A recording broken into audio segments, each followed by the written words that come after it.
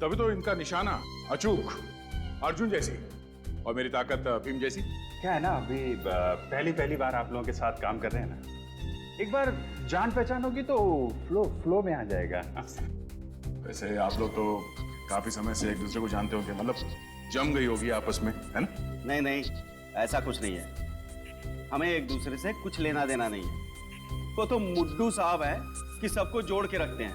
अच्छा अच्छा, तो मतलब आप में से वो चोरी करने वाला और खून करने वाला ठग कौन है, वो तो आपको भी नहीं पता होगा। हमें पता होता तो सीआईडी को नहीं बता देते। जिया, द्रौपदी की कॉस्ट्यूम तारिका को हो गई। कॉस्ट्यूम तो बिल्कुल फिट है, लेकिन ये विग आप देख लीजिए, थोड़ा विग में शायद थोड़ा कुछ प्रॉब्लम। इस कॉस्ट्यूम और विग की दुनिया से तो मेरी फोरेंसिक लैब और केमिकल से बेहतर है। क्या बात है, मैं मदद करूं कुछ? नहीं नहीं, it's okay। अरे वाह भाई साहब वाह, आप तो सर्वगुण संपन्न मालूम पड़ते हैं। औरतों के बाल बनाना भी जानते हैं आप। पहले लेडीज ब्यूटी पार्लर में काम करते थे क्या? जी नहीं, मैं एक कलाकार हूं। कलाकार। हाँ भाई, सारी तैयारियां हो गई? हाँ जी। चलो चलकर स्टेज दिखाते हैं, साथ में ड्रेस और प्रॉपर्टी भी ले लो। जाकर देखते हैं स्टेज कितना बड़ा है छोटा है, बहुत जरूरी है। संजीव चल भाई। हाँ बिल्कुल, वरना कहीं शो के टाइम टेंशन ना हो जाए। उठा लो भाई, प्रॉपर्टी उठा लो। चलो चलो चलो। मैं यही रुकती हूँ। क्यों? वो एक्चुअली मेरे डायलॉग्स ठीक से याद नहीं हुए, तो सोचा थोड़ी प्रैक्टिस कर लूँ यहाँ बैठ के। वो शाम को शो है और कुछ गड़बड़ हो गया तो पूरा शो खराब हो जाएगा, है ना? हाँ हाँ, अच्छा कह रही हैं। आप याद करो, हम लोग चलते हैं। चलो भाई, सब लोग लेके चलते हैं।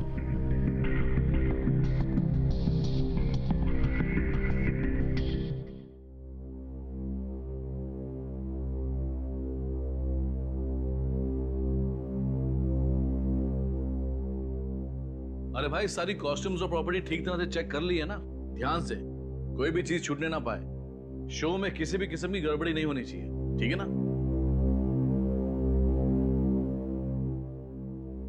हेलो जी जी जी, कला भवन नाटक कंपनी, बोलिए। अभिजीत,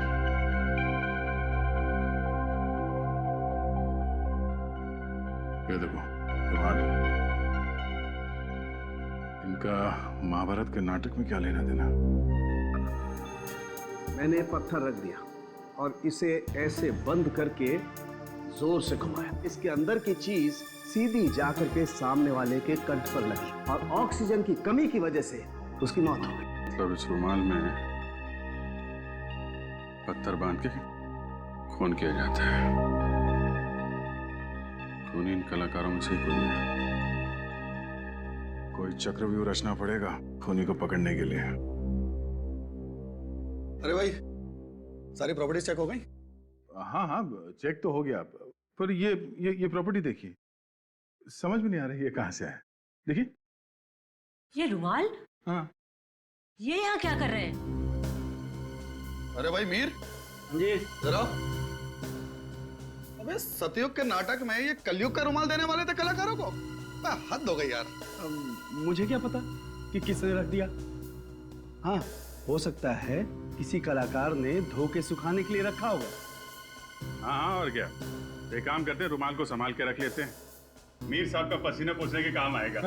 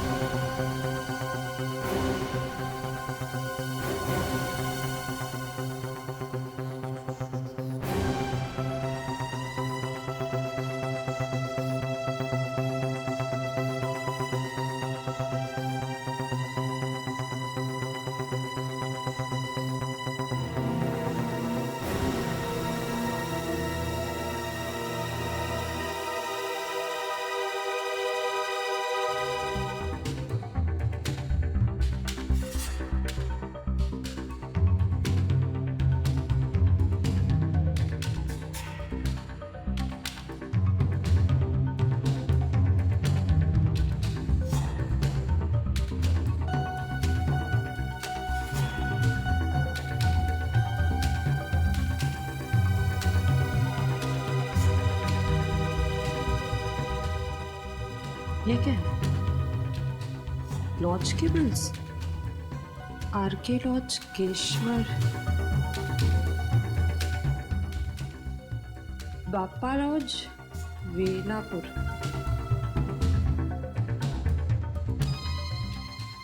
नीलम लॉज, सीरकपुर। सीरकपुर? लेकिन ये तो नीलम लॉज नहीं है। और ये बाकी दोनों शहरों में भी कला भवन, नाटक मंडली वाले तो सरकारी लॉज में रुके थे। ये सिर्फ लॉज के बिल्स यहाँ क्या कर रहे हैं?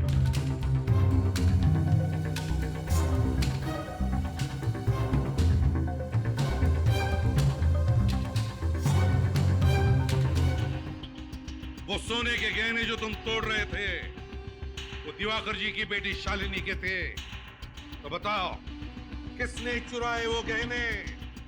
किसने मारा शालिनी को? साहब मैं तो बस कारीगर हूँ साहब, मुझे कुछ नहीं मालूम। झूठ झूठ बोल रहे हो तुम। बताओ कौन है वो जिसने तुम्हारे सेठ जी का खून किया, और उस लड़की का भी जिसने गले में स्कार्फ पहना था? नहीं साहब, मैं किसी भी खून के बारे में कुछ नहीं जानता हूँ साहब। और उस आदमी के बारे में क्या जानते हो जिसकी एक आंख पत्थर की है? साहब हमेशा एक पत्थर की आंख वाला आदमी लूट का माल बेचने दुकान पे आया करता था, मगर इस बार वो लड़की आई थी गहने बेचने साहब। तो लड़की ने गहने बेचे या नहीं? हाँ साहब बेचे ना। सेठ जी से पैसे लेकर वो जल्दी में निकल गई, और थोड़ी देर बाद वो पत्थर की आंख वाला आदमी आया। सेठ जी ने जैसे ही उसे बताया कि वो लड़की पैसे लेके गई है, वो आदमी आग बबूला हो गया साहब। धोखा सचिन, एक दूसरे को धोखा दे रहे थे। पहले रूहान ने अपने साथियों को धोखा दिया, और अब उस लड़की ने रूहान को। वो लड़की जब मुंबई आती थी तो कहाँ रुकती थी, तुम्हें पता है? वो तो नहीं पता। हाँ, लेकिन वो जब भी सेठ जी की दुकान पे आती थी तो ऑटो वाले को 15 रुपए देती थी। छुट्टा तो उसके पास कभी होता ही नहीं था, हमेशा मुझसे ही लेकर देती थी। 15 रुपए? ऑटो रिक्शा का भाड़ा 15 रुपए होता था? इसका मतलब है ये लड़की जरूर कहीं वहीं आसपास किसी लॉज में रहती थी इस दुकान से। सचिन पता लगा। क्या मतलब है इस बात का, मुझे बताओ कि तुम लोगों को पैसे नहीं मिलेंगे तो तुम शो नहीं करोगे? मैं सिर्फ पैसों के लिए काम कर रही हूँ, कोई समाज सेवा नहीं कर रही हूँ। सबको पैसे मिल जाएंगे, तुम्हें भी पैसे मिल जाएंगे। लेकिन मुथु साहब आप पैसे लाएंगे कहाँ से? उसकी कोशिश मैं कर रहा हूँ। संजीव समझाओ इनको, मैं इन सबको। देखो मुझे इनके बैग में से लॉज के बिल्स मिले, ये देखो। इसका मतलब कोई है जो कला भवन नाटक मंडली का पीछा कर रहा है।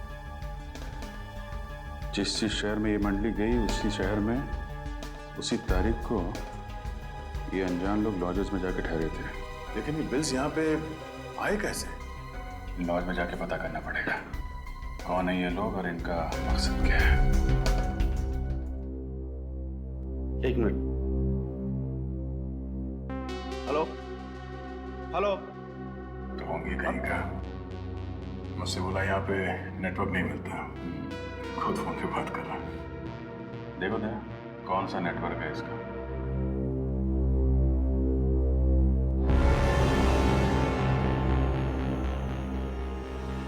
Welcome sir. सर हमारे यहाँ कम से कम और ज्यादा से ज्यादा रेट का हर तरह का रूम मिलेगा, और वो भी फुल फैसिलिटी के साथ। तो बोलिए कैसा कमरा चाहिए आपको? रूम नहीं चाहिए, रूम में जो रहा था उसके बारे में जानकारी चाहिए। जानकारी? क्यों? सीआईडी?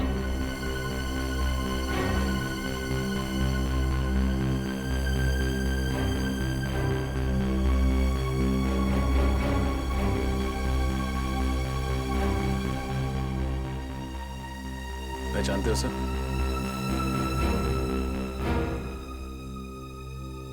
नहीं साहब, मैंने इसको कभी नहीं देखा। सर बेलापुर से जो कागज के टुकड़ों के सैंपल हमें भेजे गए थे उस पर भी ऐसी डिजाइन थी। और सर गहनों की लूटपाट के बाद उस लड़की ने बेलापुर से ही बस पकड़ी थी मुंबई आने के लिए।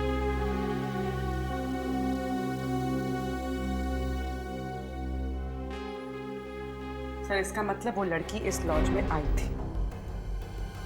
कोई लड़की याद? गोरी दुबली, हाइट लगभग 5.5 फुट, गले में स्कार्फ, आंखों पे बड़ा सा चश्मा और हाथ में काले रंग का सूटकेस। नहीं साहब, पक्का नहीं आई थी। खाना खाया तू?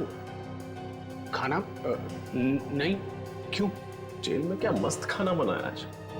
मोटी रोटी, पतली दाल, तीखी मिर्च। चल सब छोड़ो तो। सब माफ कर दो साहब, गलती हो गई साहब। मैं लालच में आ गया था। मुझे उस आदमी ने मुंह बंद रखने के लिए 5000 रुपये देते साहब। मेरा बस इतना ही कसूर है। वो बहुत डेंजर आदमी दिखता था साहब। उस आदमी के बारे में क्या क्या जानते हो, सब कुछ बताओ। वो आदमी 2 दिन से इस लॉज में रुका हुआ था। अभी भी है? नहीं मैडम, अभी चला गया साहब। और हाँ साहब, वो मैडम काले रंग का सूटकेस लेके उससे मिलने आई थी आज। मिलने आई थी? फिर मिली उससे? नहीं, वो यहीं पे बैठ के उसका इंतजार कर रही थी कि अचानक उस मैडम का फोन आ गया और वो बात करते हुए निकल गई। अभी तकरीबन 1 घंटा पहले। कमाल है, जिस आदमी से वो डर के भाग रही थी उससे मिलने वो यहाँ क्यों आई? आई थी, मिली नहीं, फिर गई कहाँ? सर, कहीं इस डिजाइन में उस जगह का पता तो नहीं है जहां वो गई है?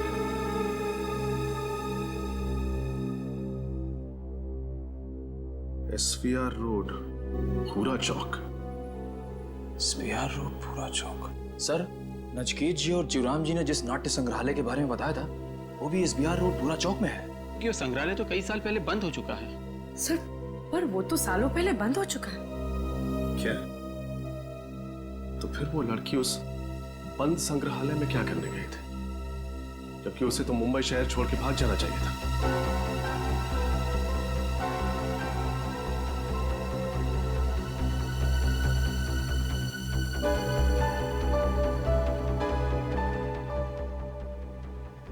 बोलो। मीर साहब, इस तरह काम बिगड़ जाएगा। हमने काफी अरसों से आपके साथ काम किया है। ये कौन लोग हैं? ये मीर सीरकपुर में अपने नाटक मंडली के अलावा किसी और को भी जानता है क्या? लगता है इन लोगों को कहीं देखा है।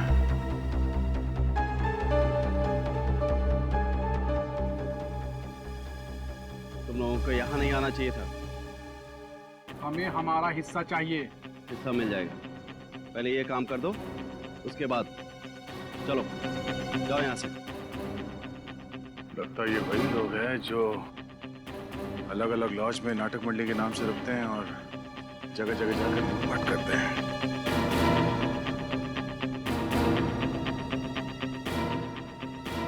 सर, मैं कुछ फोटो भेज रहा हूँ सर।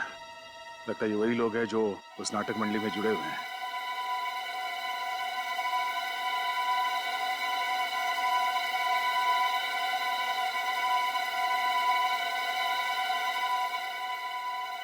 दरवाजा तो खुला पड़ा।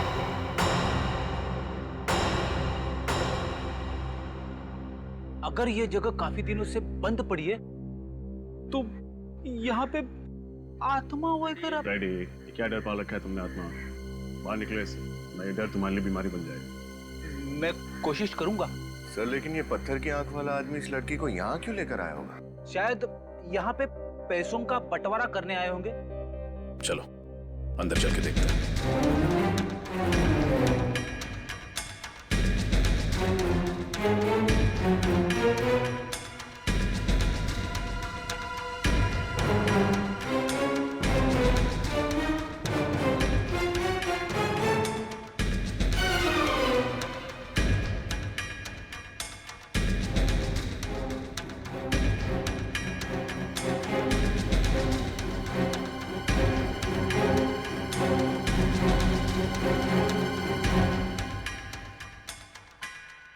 सर, ऐसा लग रहा है यहाँ अभी भी कुछ जलाया गया है।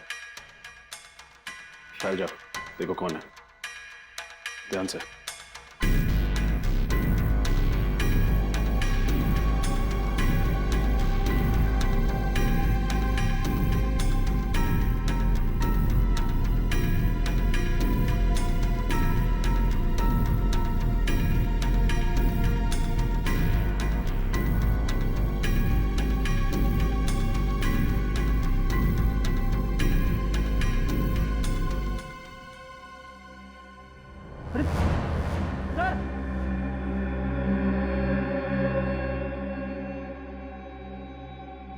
वही लड़की है जिसे हम ढूंढ रहे थे। श्रेया,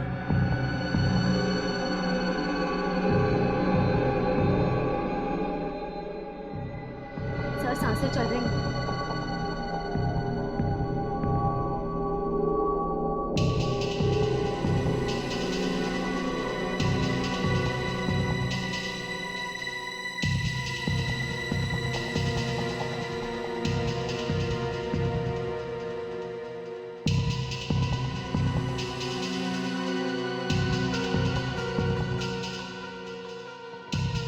आराम से, आराम से।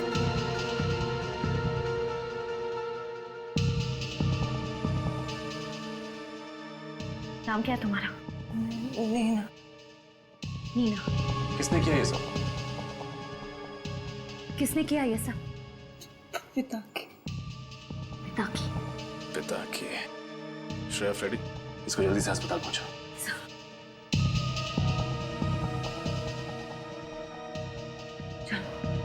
समझ गए।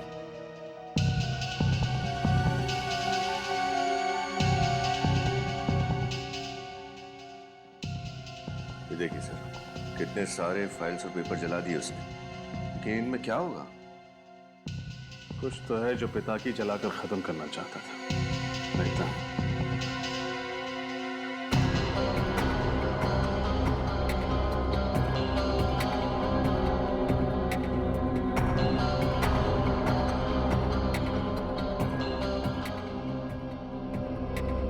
सर, ये देखिए, ये कलानगर नाटक मंडली के इतिहास की पत्रिका का रिकॉर्ड है। सर, इस रजिस्टर के हिसाब से आखिरी बार 1995 में इसी ग्रुप का कोई सदस्य पत्रिका को लेकर गया था। इसका ये नाम और साइन चल गया है, लेकिन एड्रेस पूरी तरह नहीं चला।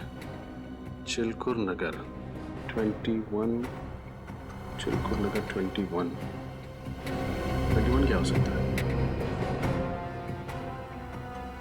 सर, कहीं ये किसी जगह का कोई रूम नंबर तो नहीं? रूम नंबर 21, रूम नंबर, एक मिनट। चिलकुर नगर में एक हॉस्टल है ना, डीए हॉस्टल। हो सकता है उस हॉस्टल के रूम नंबर 21 से कोई शख्स आया। हो सकता है सर, क्योंकि डीए हॉस्टल से करीब 10 मिनट की दूरी पर एक पुराना ड्रामा कॉलेज है और वहाँ के स्टूडेंट्स इसी हॉस्टल में रुकते हैं।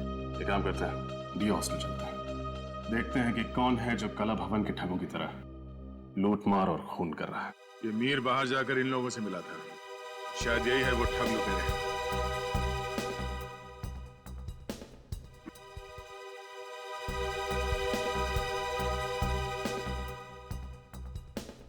अच्छा, तो ये ठग लुटेरे नाटक मंडली के साथ साथ घूम रहे हैं। जहाँ जहाँ ये नाटक मंडली जाती है, ये लोग वहीं वहीं पे लॉजेस में जाके ठहर जाते हैं, कहीं रिश्तेदार बन के और कहीं गवाह बन के अपना काम कर रहे हैं। और वो बिल्स कौन जमा कर रहा है उसके बारे में अभी तक कुछ पता नहीं लगा। इस मीर पे ही नजर रखते हैं, सब पता चल जाएगा। घबरा मत भांजे, जब तक तुम्हारा शकुनी मामा जीवित है ना, तब तक पांडवों की कोई चाल नहीं चलेगी। अरे यार, इस बार मुड्डू साहब से पैसे ले लेने हैं, मैं बता रहा हूँ। बोला तो है, बात तो की है उस दिन, पैसे तो देंगे। अच्छा, मुझे ये बता, ये शकुनी मामा का अंगरखा और केस तैयार हो गए क्या? हाँ, तैयार हो गए। तैयार हो गए? हाँ हाँ, हो गया। और ये लाइट वाले दादा को बोल दिया कि द्रौपदी की एंट्री के लिए मुझे लाल लाइट चाहिए? सुबह ही बोल दिया था। बोल दिया था? हो गया। चल चल, थैंक यू।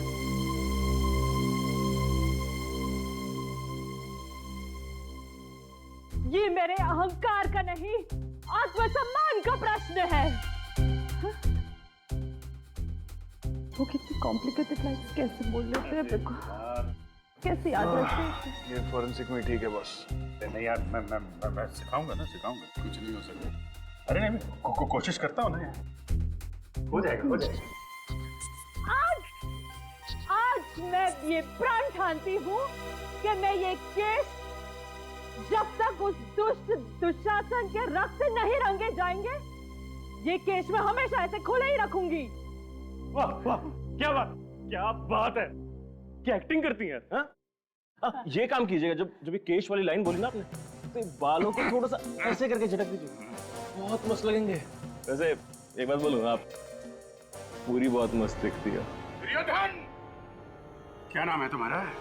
केतन। तारिका जी के बाएं कंधे में चोट लगी है, इसलिए वो ऐसे बाल नहीं कर सकती। इसलिए बेहतर होगा कि तुम नीचे जाओ और रिहर्सल करो। नीचे जाओ और रिहर्सल करो। नीचे जाओ। बेचारा केतन बाल बाल बच गया। यार तुम्हें मजाक सोच रहा है यार? अरे मजाक क्या करो यार। ये मीर कहाँ गायब हो गया? हाँ, तो यहीं पे फोन पे बातें कर रहा था। ये गया कहाँ? सॉरी सर, सॉरी, आपको इंतजार करना पड़ा। बताइए क्या काम था? क्या साल 1995-96 में आप इस हॉस्टल में काम कर रही थी? नो सर, मैं तो सिर्फ पिछले 2 सालों से यहाँ काम करती हूँ। कोई और है इस हॉस्टल में जो उस समय से काम कर रहा हो? जी हाँ, पार्थ जी। सर वो 1995 से इस हॉस्टल के फैकल्टी मेंबर हैं। बुलाऊं उन्हें? प्लीज।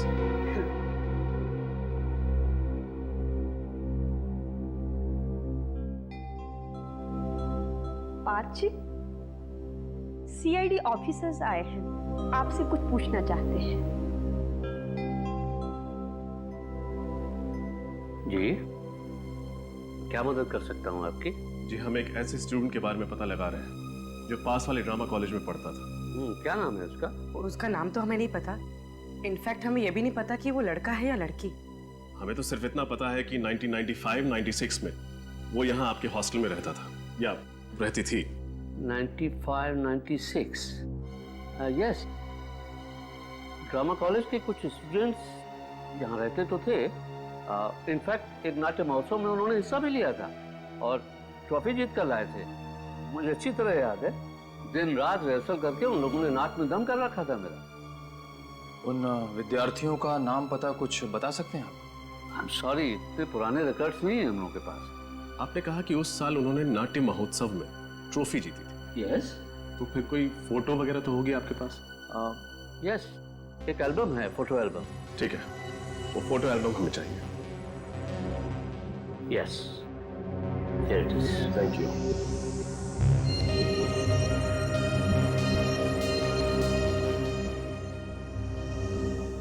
ओह, तो ये है। अरे सुबह के 9 बज गए और ये हवेली वाले अभी तक नहीं उठे। अरे इस वक्त तो रसोई घर में भी इतनी चहल पहल होती है। और छोटी बीबी जी और बड़ी बीबी जी कहाँ है सब लोग? बीबी जी, साहेब, बीबी जी। लगता है रात के कार्यक्रम की वजह से ज्यादा थकान हो गई, इसीलिए नहीं उठ पाए। चलो चंपा रानी, तुम्हें उठाना पड़ेगा जाकर, भले ही फिर डांट पड़ जाए। बीबी जी, साहेब, बीबी जी उठिए, 9 बज गए। बीबी जी, बीबी जी।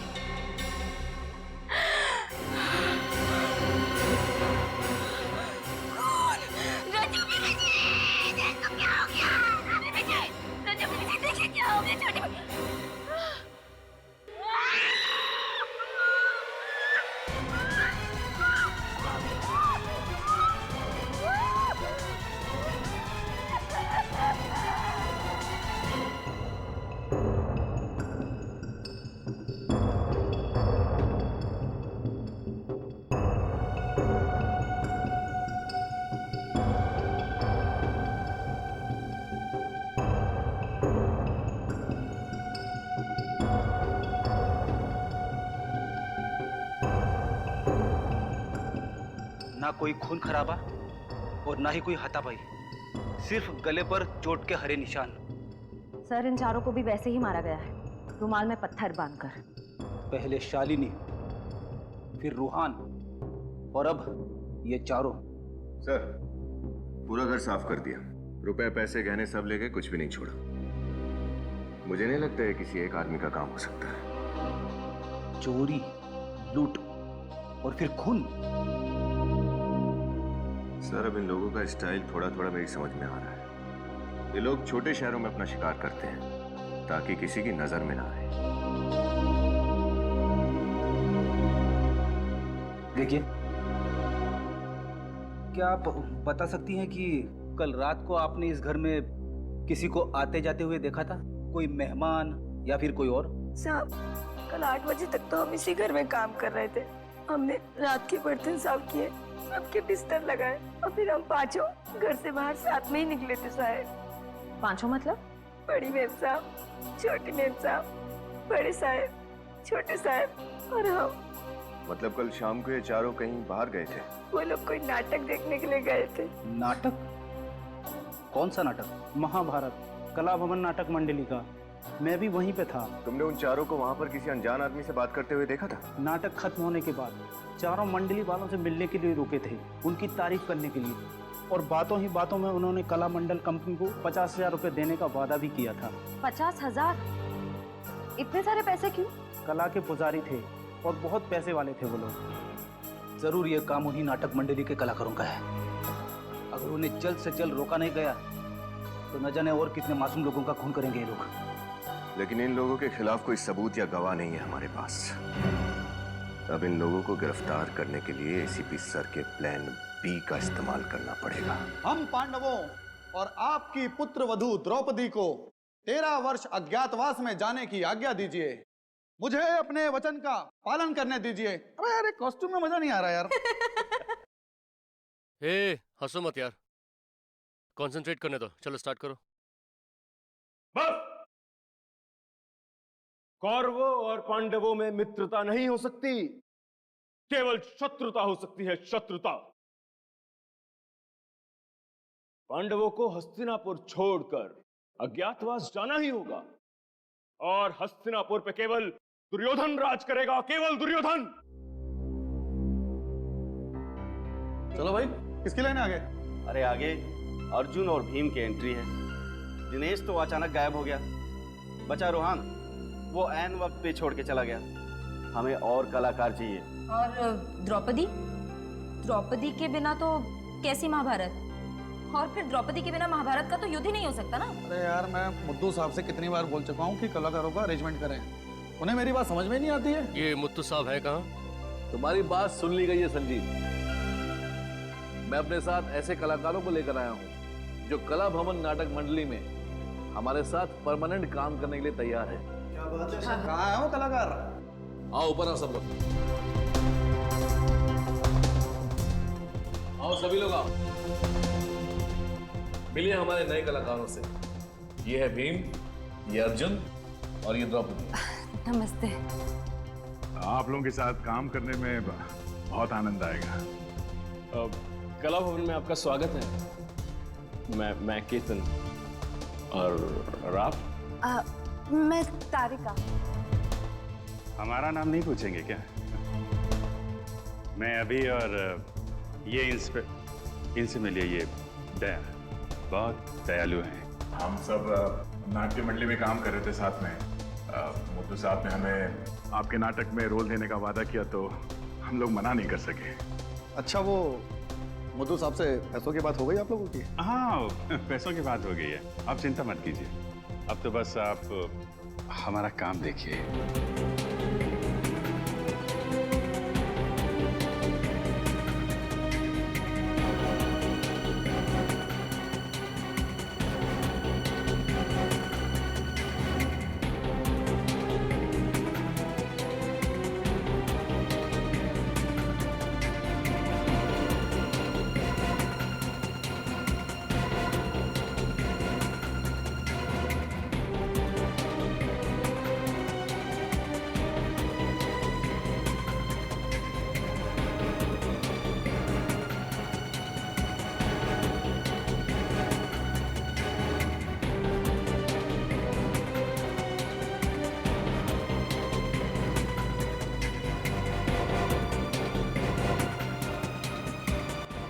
सर, कुछ भी नहीं मिला, कुछ पता नहीं चला। सर, इस तरफ तो नहीं है। चलो इस तरफ चल के देखते हैं।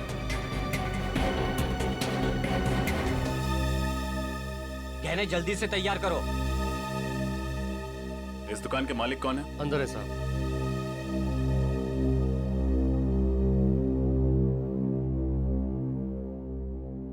कहिए, मैडम के लिए अच्छा सा हार दिखाऊं? देखते ही खरीद लोगे आप। दिखाएंगे हम, बताएंगे आप। नहीं, इस लड़की को तो मैंने पहले कभी देखा ही नहीं। इस लड़की ने जो गहने पहने हैं, वो सब जगह नहीं मिलते। आपने कभी देखा है? एक मिनट, आप मुझसे ये सवाल क्यों पूछ रहे हैं? कौन हो आप लोग? जवाब मिला? अब सीधे सीधे हमारे सवालों के जवाब दे दो। देखो, अगर तुम अपना मुंह नहीं खोलोगे तो हम तुम्हारी दुकान बंद करवा देंगे, हमेशा के लिए। इस फोटो में जो गहने का डिजाइन है, ये गहना आपकी दुकान पे बेचा गया है ना? नहीं साहब, ये गहने तो मैंने खरीदे ही नहीं, पक्का। कमाल है, फोटो ढंग से देखा भी नहीं और आपको पक्का पता है कि आपने ये गहना नहीं खरीदा। याददाश्त अच्छी है आपकी। सेठ जी, बाद में देख नहीं रहे हो, मैं साहब लोगों के साथ बात कर रहा हूँ। चलो। एक बात बताइए, जब आप गहने खरीदते हैं तो आप उसका भाव कैसे लगाते हैं? सबसे पहले वजन किया जाता है, ये जानने के लिए कि सोना कितना तोला है, और उसके बाद फिर चेक किया जाता है, ये जानने के लिए कि सोना खरा कितना है, और फिर जैसा ग्राहक वैसा दाम। पहले फुटबॉल खेलते थे ना?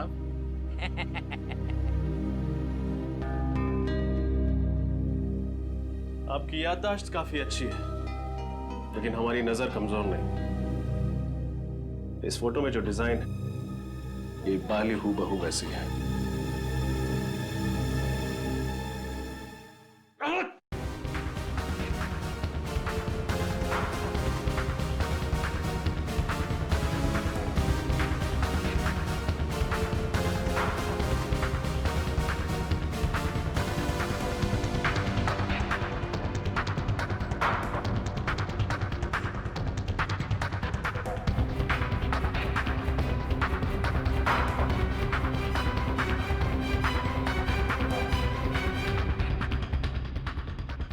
जल्दी कहाँ गायब हो गया?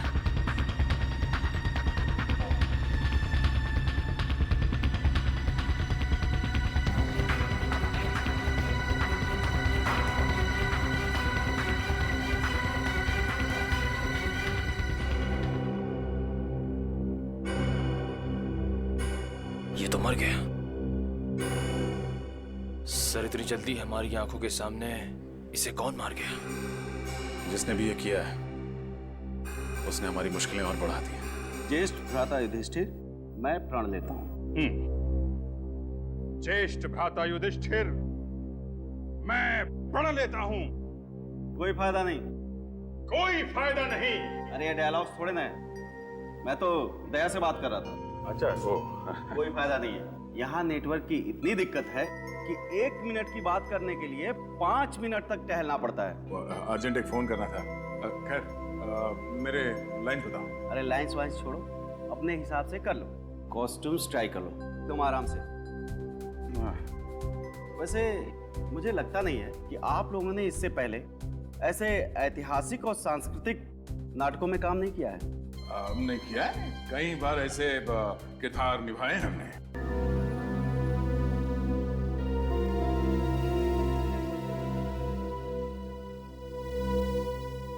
हेलो। क्या तुम्हें 50,000 रुपए बतौर कमीशन चाहिए? दिमाग खराब हो गया तुम्हारा। कहां से लाऊं मैं इतने पैसे? मेरे कलाकार मुफ्त में काम नहीं करेंगे, बिल्कुल नहीं करेंगे। नहीं करना मुझे तुम्हारा शो, नहीं करना। जाओ। पता नहीं कहां कहां से आ जाते। नमस्कार जी। नमस्ते। आप ही कला भवन नाटक मंडली के मैनेजर हैं? जी हाँ, मैं ही मैनेजर हूँ। बताइए। बहुत ही अच्छा अभिनय करते हैं आपके कलाकार।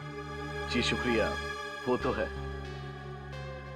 मैनेजर साहब, ये कुछ रुपए लीजिए, हमें आपका एक शो करना है।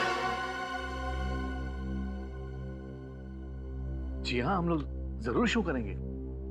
बस आप डेट और टाइम बता दीजिए, हम जरूर शो करेंगे। देखिए, टाइम और डेट हम आपको बहुत जल्द बता देंगे। अच्छा, नमस्कार। जी नमस्कार।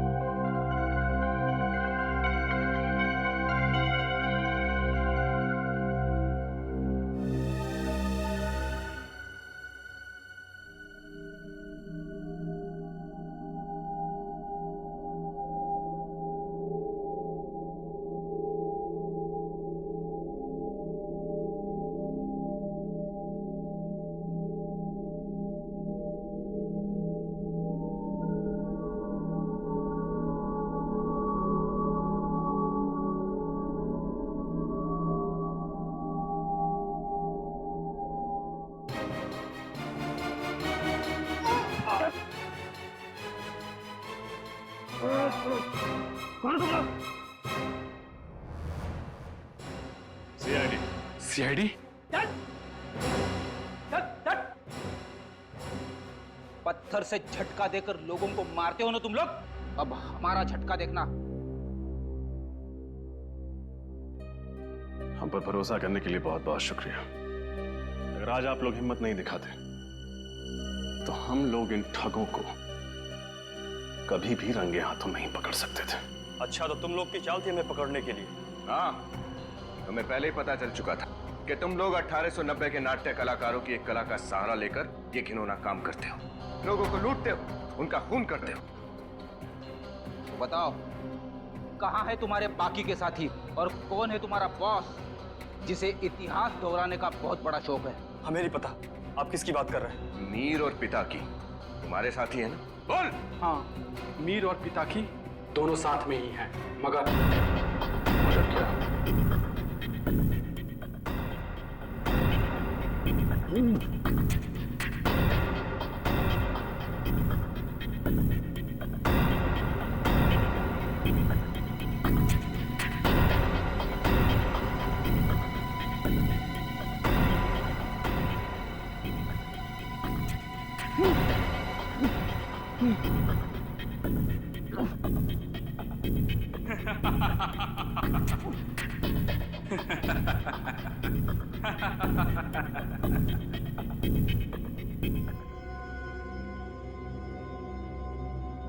अपने सरदार के साथ विश्वासघात, तुम नहीं बचोगे।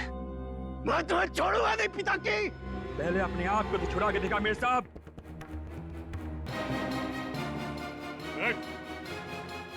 मीर साहब के वर्तमान की चिंता छोड़ और अपने भविष्य की चिंता कर, तो जेल की सलाखों के पीछे कटने वाला है।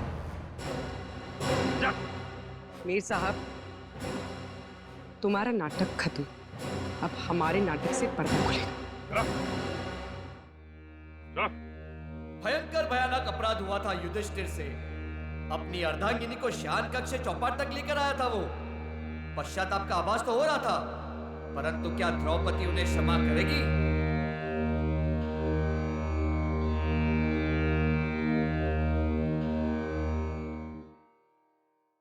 मैं आपकी अर्धांगिनी हूँ, जीवन संगिनी हूँ।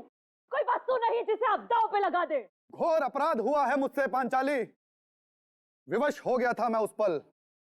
उस क्षण को मैं स्मृति से ओझल करना चाहता हूँ। आपका अपराध क्षमा के योग्य नहीं है। मेरे पालनहार होकर आप मुझे चौपट की बाजी में हार गए। यदि आप अपने अपराध को स्मृति से ओझल करने का उद्देश्य रखते हैं तो उस दुष्ट दुशासन के साथ मुझे माफ कर दीजिए।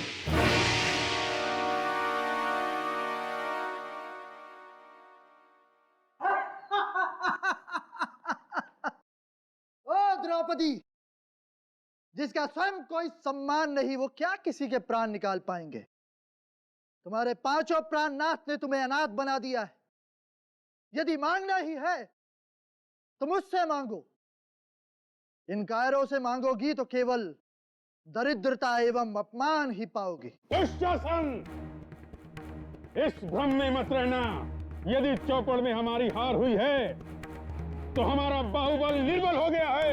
तुम्हारी कटु वाणी जिस मुख से निकली है उस मुख का मुखारबिंद मैं नष्ट कर दूंगा। दुशासन, मैं पांचली आज ये प्रण लेती हूँ कि जब तक ये दुष्ट दुशासन के रक्त से अपने केश ना रंग दूं, मैं अपने केश हमेशा खुले ही रखूंगी।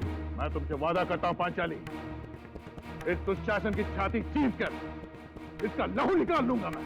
ये सब क्या अनर्थ हो रहा है? इस दुर्भाग्यवश परिस्थिति की उपज मेरे ही कारण हुई है।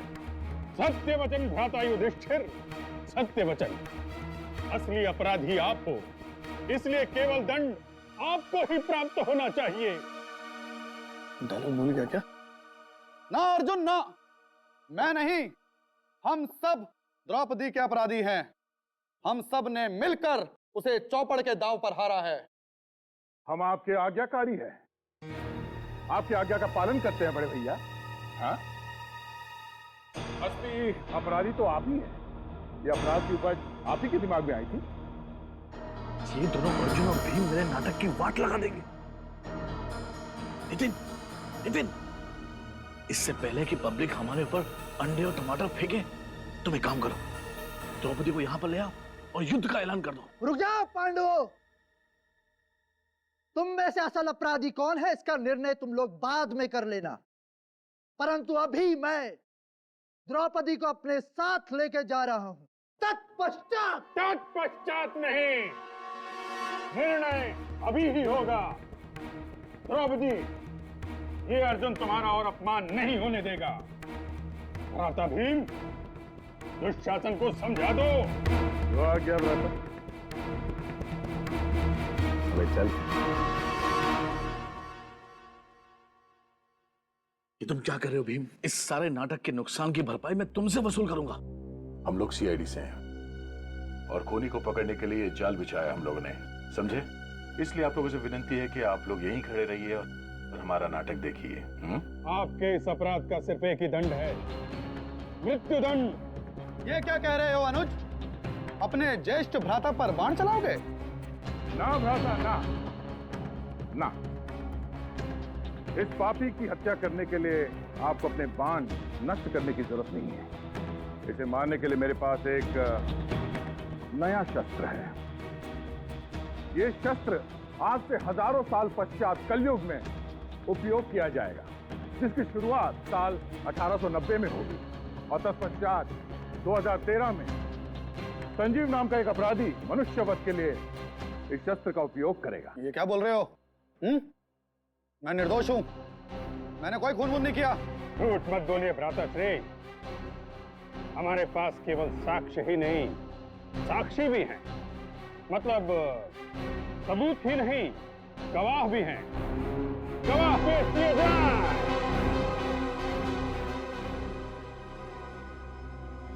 कौन हो तुम लोग? सीआईडी ऑफिसर अभिजीत, दया और फोरेंसिक एक्सपर्ट डॉक्टर तारिका। तुम्हारे गुनाहों का पर्दाफाश हो चुका है संजीव। पिताकी और मीर ने तुम्हारे खिलाफ बयान दे दिया।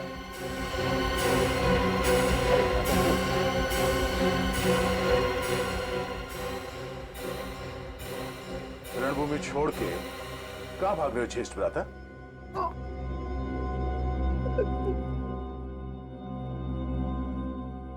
सर, कला भवन नाटक मंडली चलाने के लिए पैसे चाहिए थे सर। पूरे साल मेहनत के बाद भी हम लोग इतना पैसा नहीं कमा पाते थे कि मंडली का खर्चा उठा सके सर। जब कला भवन के ठगों का इतिहास पता चला तो मैंने पिताकी, रोहन, मीर और नीना के साथ मिलकर सर लूटपाट और खून का सिलसिला शुरू किया सर। मेहनत से कमाई नहीं कर पाए तो गैर कानूनी काम शुरू कर दिया, ईमानदारी की दुकान बंद कर दी और बेईमानी शुरू। संजीव, तुम कलाकार तो सचमुच बहुत अच्छे हो, लेकिन तुमने अपनी कला का उपयोग गलत कामों में किया। युधिष्ठिर तो धर्मराज थे, लेकिन तुमने अधर्म का रास्ता अपनाया, इसलिए तुम तीनों को फांसी होगी, सिर्फ फांसी।